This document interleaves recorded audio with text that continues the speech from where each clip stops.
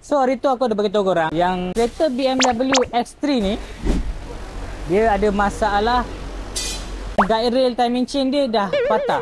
Dan berkemungkinan benda tu boleh menyebabkan oil pump dia tersumbat dan kena tukar enjin seketul. So ni dia, kita dah buka dah. So hari ni aku nak tanya aku punya senior, macam mana isu ni boleh berlaku yang menyebabkan enjin ni tak boleh jalan.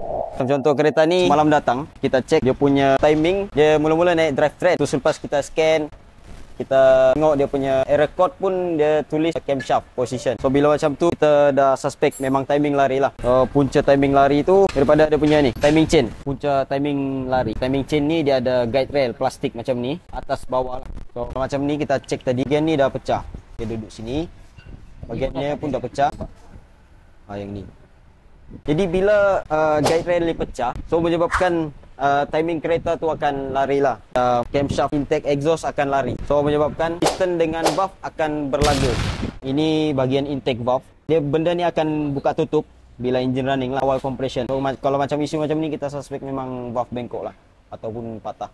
Boleh jadi piston pecah. Macam owner ni, dia proceed untuk full overhaul. Kita tukar semua valve seal, piston ring.